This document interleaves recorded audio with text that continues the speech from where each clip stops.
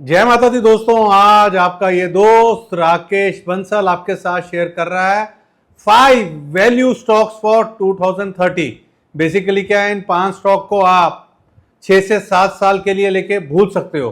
तो अगर किसी स्टॉक को आपको 6 से 7 साल के लिए लेके भूलना है तो क्या क्या चाहिए होना चाहिए इन स्टॉक्स के अंदर। भैया साउंड फंडामेंटल्स होने चाहिए, स्टेबल अर्निंग होनी चाहिए, गुड प्रमोटर होना चाहिए, लीडर होना चाहिए अपने सेक्टर का, तभी तो बाय एंड फॉरगेट कर पाएंगे आप। तो ये सब चीजें हैं इन स्टॉक्स के अंदर। तो आज मैं आपके साथ शेयर कर रहा हूं 5 वैल्यू स्टॉक्स फॉर 2030। सारी डिटेल्स आपके साथ शेयर करूं उससे पहले मेरी रिक्वेस्ट है, बेल आइकन दबा के मेरा यूट्यूब चैनल सब्सक्राइब कर लें, वीडियो को लाइक और शेयर कीजिएगा, अपना फीडबैक कमेंट में पोस्ट कीजिएगा। तो जो पहला वैल्यू स्टॉक है फॉर 2030 जिसको आप अगले 6-7 साल के लिए लेके बाय एंड फॉरगेट कर सकते हैं, उसका नाम है डॉक्टर रेड्डीज लैब।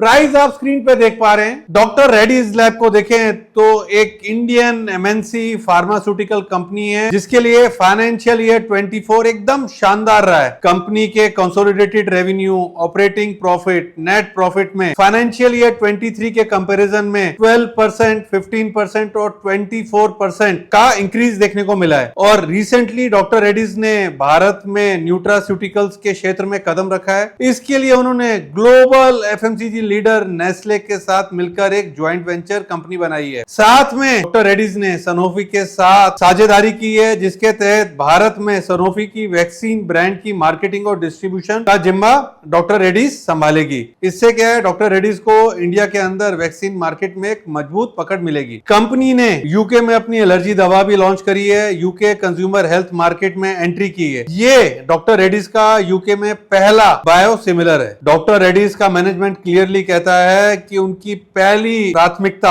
अपने बिजनेस में दोबारा निवेश करने की है, चाहे वो दवाओं की पाइपलाइन हो या भविष्य बिजनेस को तैयार करना। देखिए, डॉक्टर रेड्डीज की मजबूत बैलेंस शीट है जो कि मैनेजमेंट को उनके सभी प्लान्स को पूरा करने की फाइनेंशियल फ्लेक्सिबिलिटी देती है। दोस्तों, पहला जो स्टॉक है ना, value stock doctor Reddy's lab है।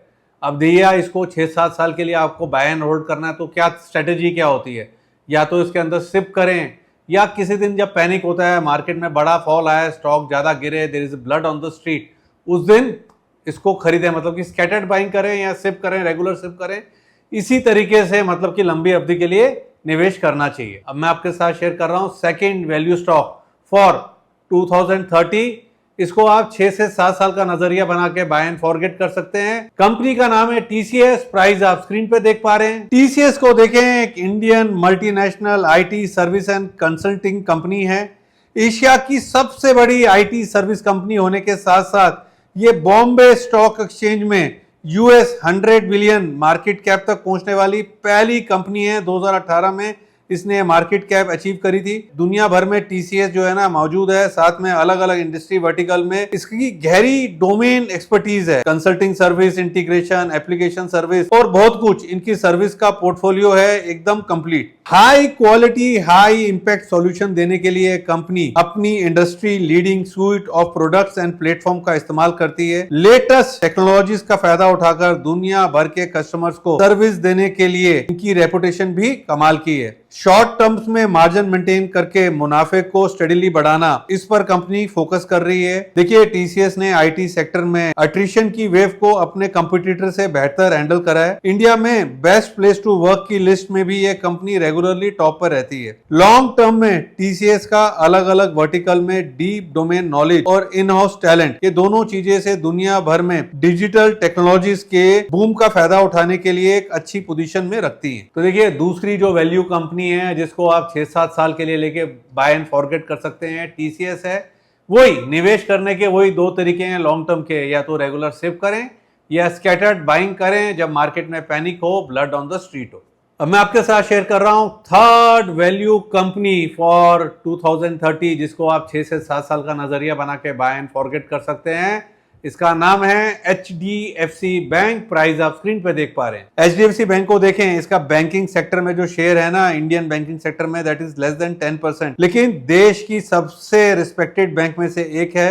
ये जो बैंक है ना, एक वाइड फ्रेंचाइजी और लो कॉस्ट डिपॉजिट बेस के मॉडल पर ऑपरेट करता है। इससे अच्छी प्राइसिंग पावर और अबव एवरेज निम्स की सस्टेनेबिलिटी इंश्योर होती है। रिजल्ट क्या निकला है कि बैंक हमेशा कंसिस्टेंटली अच्छी अर्निंग रिपोर्ट करता है। इसकी वजह से एचडीएफसी बैंक अपने कंपटीटर से इसको कंपेयर करें तो इसकी रिटर्न रेशियोज भी हाई रहती हैं। एचडीएफसी बैंक को देखें तो अपने मार्जिन और प्रोविजनिंग पॉलिसीज के मामले में बहुत कंजर्वेटिव रहते हैं। इसलिए कोई सरप्राइज नहीं है कि एचडीएफसी बैंक के नेट एनपीए कभी भी इसके लोन के 0.5% से ज्यादा नहीं गए हैं। कस्टमर रिलेशन को बेहतरीन बनाने और कस्टमर्स को वैल्यू एडिट करने के लिए बैंक कई डिजिटल इनिशिएटिव्स भी ले रहा है। 1 जुलाई 2023 से एचडीएफसी बैंक के साथ इसका मर्जर हो चुका है। इंडिया की सबसे बड़ी हाउसिंग फाइनेंस कंपनी और देश की सबसे बड़ी प्राइवेट सेक्टर बैंक के इस मर्जर ने मार्केट कैप के टर्म्स में इंडिया की तीसरी बड़ी फर्म बनाई है, जिसका नाम है एचडीएफसी बैंक। शॉर्ट टर्म में एचडीएफसी बैंक के लिए चीजें स्टेबल दिख रही हैं, लेकिन लॉन्ग टर्म में बहुत पॉजिटिव नजर आ रही है। एचडीएफसी बैंक कई स्टार्टअप्स में इन्वेस्ट कर रहा है ताकि गैप फिलिंग कर सके और कई निश सर्विसेज में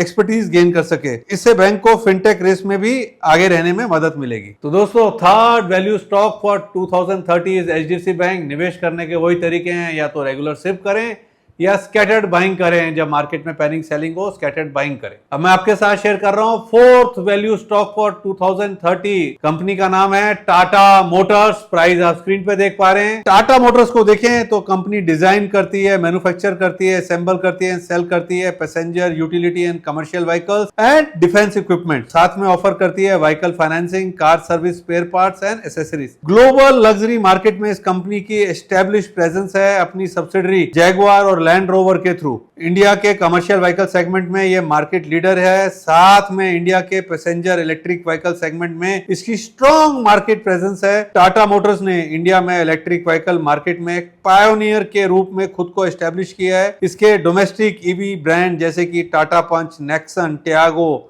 टिगोर इंडियन रोड्स पर कॉमन साइन बन चुके हैं। अपने ब्रांड्स की इमेंस पॉपुलैरिटी को देखते हुए टाटा मोटर्स ने ईवी बिजनेस को एग्रेसिवली ग्रो करने का प्लान करा है। 2026 तक 10 नए ईवी लॉन्च करके ईवी पेनिट्रेशन को डबल डिजिट तक बढ़ाने में इसका प्लान है। कंपनी ने ईवी मार्केट के लिए अपनी नई ब्रांड आइडेंटिटी टाटा.ईवी भी अनवील करी है। गुजरात में अपने सानन प्लांट को एक्सपैंड करके ये अपनी ईवी पुश की तरफ एक बड़ा कदम बढ़ा रहे हैं। सानन प्लांट टाटा मोटर्स का इंडिया का सबसे बड़ा मैन्युफैक्चरिंग फैसिलिटी है। अभी ये टियागो, नेक्सॉन और एल्ट्रॉस समेत कई व्हीकल प्रोड्यूस करता है। सानन प्लांट के एक्सपेंशन में एक नई lithium ion battery production facility add होगी, जिसके 2025 तक ऑपरेशनल होने की उम्मीद है। लिथियम आयन बैटरी में इन्वेस्टमेंट इलेक्ट्रिक व्हीकल की तरफ ट्रांजिशन करके इसकी ब्रॉडर स्ट्रेटेजी का हिस्सा है। कंपनी अपना खुद का ईवी चार्जिंग इंफ्रास्ट्रक्चर डेवलप करने पर भी काम कर रही है। इंडिया में इलेक्ट्रिक व्हीकल की बढ़ती कंज्यूमर प्रेफरेंस का फायदा उठाने के लिए टाटा मोटर्स अच्छी पोजीशन में है।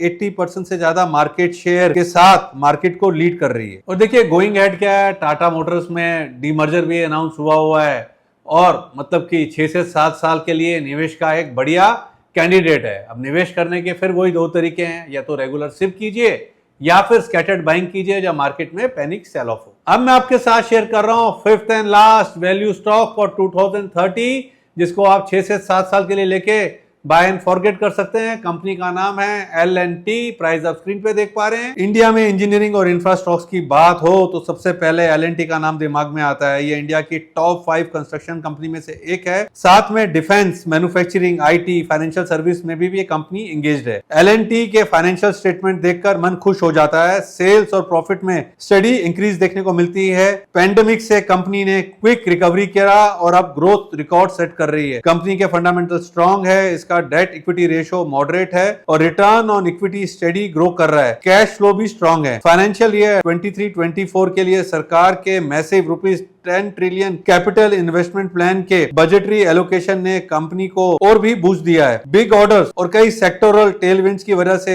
L&T के लॉन्ग टर्म प्रोस्पेक्ट काफी बढ़िया हैं। अभी मैंने आपके साथ शेयर करा fifth and last value stock for 2030, that is L&T।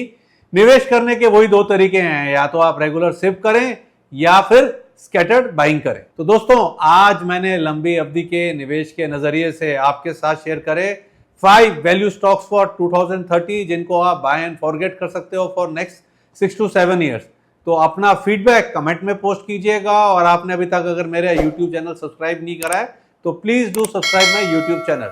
जय माता दी। Investment in securities market are subject to market risk. Read all the related documents carefully before investing. Past performance does not guarantee future returns.